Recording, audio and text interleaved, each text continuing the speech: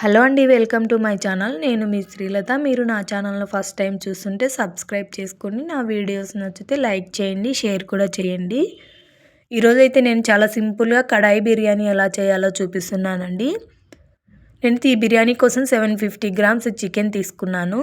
నేను బిర్యానీ మసాలా ఇంట్లోనే చేసుకుంటానండి. ఒక చిన్న మిక్సీ జార్ తీసుకొని చెక్క, లవంగ, 3 ఇలాచి, అలాగే ఒక బిర్యానీ పువ్వు, కొంచెం ఒక స్పూన్ జీలకర్ర, ఒక హాఫ్ స్పూన్ మిరియాలు, ఒక స్పూన్ సోంపు వేసి మరీ మెత్తగా కాకుండా ఇలా కోసుగా పౌడర్ చేసుకుంటానండి. అలాగే మనము ఒక బౌల్ తీసుకొని చికెన్ వేసుకొని అందులోనే పౌడర్ చేసి పెట్టుకున్న బిర్యానీ మసాలా, అల్లం వెల్లుల్లి పేస్ట్, 2 పచ్చిమిర్చి, పసుపు, ఉప్పు, కారం వేస్తానండి. ఒక హాఫ్ స్పూన్ పసుపు వేసాను. మీరు కారం ఎక్కువ తినాలనిపిస్తే 2 స్పూన్స్ వేసుకోండి కారం పొడి. నేను ఒక స్పూన్ వేసానండి. అలాగే ఒక స్పూన్ ధనియాల పొడి, రుచికి సరిపడా ఉప్పు. నేను ఓన్లీ చికెన్కి సరిపడా ఉప్పు మాత్రమే వేస్తున్నానండి. అలాగే పెరుగేసుకున్నానండి. 2 స్పూన్ల పెరుగేసుకొని ఇలా బాగా చికెన్కి పట్టేలాగా, ముక్కలకు పట్టేలాగా కలిపేసుకొని ఒక హాఫ్ అన్ అవర్ పక్కన పెట్టేసుకున్నానండి. ఇలా మనం పక్కన పెట్టుకోవడం వల్ల చికెన్కి అనేది మసాలా బాగా పడుతుంది. అలాగే ఒక కడాయి తీసుకొని బిర్యానీకి సరిపడా ఆయిల్ వేసుకొని చెక్క, లవంగ, అలాగే 2 ఇలాచీలు, బిర్యానీ ఆకు, షాజీరా వేసానండి. తర్వాత సన్నగా కట్ చేసి పెట్టుకున్న ఉల్లిపాయలు కూడా వేసాను. మనకి ఉల్లిపాయలు బాగా గోల్డెన్ కలర్ వచ్చేంత వరకు వేయించుకోవాలండి. మనకు అప్పుడే బిర్యానీ అనేది మంచి టేస్ట్ వస్తుంది. నేను ఎక్కువ మసాలా వేసి చేయనండి. పిల్లల కోసమని చాలా తక్కువే వేస్తాను. మీరు చాలా స్పైసీగా తినాలి అనిపిస్తే కొంచెం మసాలాలు యాడ్ చేసుకోండి. నేను ఇందాక ఓన్లీ చికెన్స్కి సరిపడా ఉప్పే వేసానండి. ఇప్పుడు రైస్కి సరిపడా ఉప్పు వేసుకున్నాను. మనం ఇలా ఉప్పు వేయడం వల్ల ఆనియన్స్ కూడా చాలా తొందరగా ఫ్రై అయిపోతాయండి. ఎక్కువ టైం పట్టదు.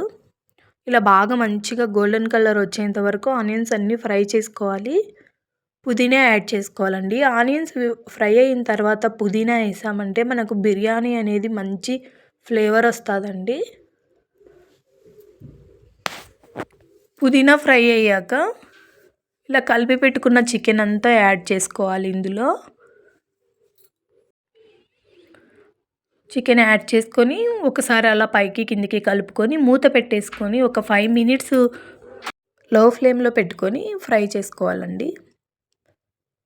మనం మూత పెట్టేసుకొని ఒక 5 మినిట్స్ అలా వదిలేసామంటే చికెన్లో ఉన్న వాటర్ అంతా బయటకు వచ్చేసి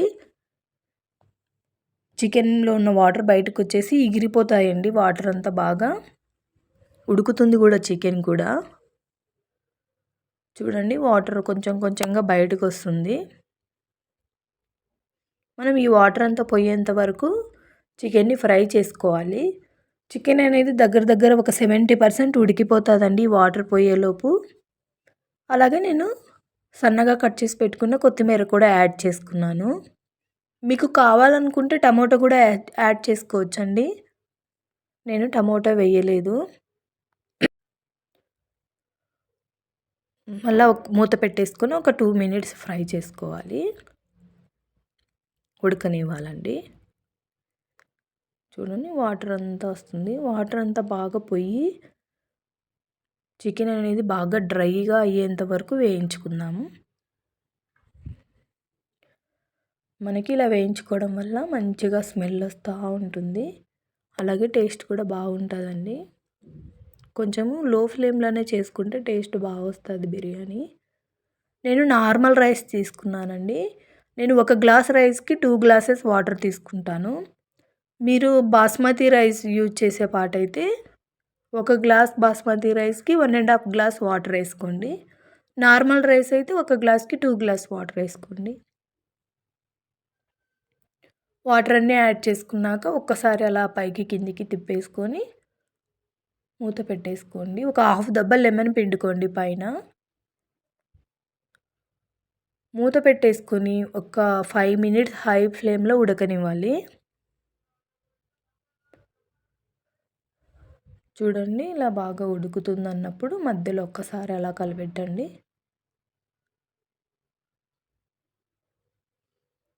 నేనైతే ఒక 5 మినిట్స్ ఇలా హై ఫ్లేమ్లో పెట్టేసి ఫ్లేమ్ తగ్గించేసుకుంటానండి. నేను ఇంట్లో రొట్టె చేసే పెనం ఉంటుంది ఒకటి పాతది, ఓన్లీ బిర్యానీల కోసమే అలా పక్కన పెట్టేసుకున్నాను. ఈ ప్యాన్ను పెట్టేసి ఇంకా దీనిపైన కడాయిని పెట్టేసి వదిలేస్తానండి ఒక 10 మినిట్స్ దాకా. ప్యాన్ హీట్ అయ్యేంత వరకు హై ఫ్లేమ్లో పెట్టేసి తగ్గించేసి ఒక 10 మినిట్స్ ఇలా లో ఫ్లేమ్లోనే ఉంచుతానండి. బిర్యానీ అనేది మంచిగా ఉడికిపోతుంది. చూడండి, బిర్యానీ అయితే రెడీ అయిపోయింది. చాలా సింపుల్గా ఎంతో టేస్టీగా బిర్యానీ అయితే రెడీ అయిందండి. మీరు ట్రై చేయండి. ఇంకో వీడియోతో మళ్ళీ కలుద్దాం.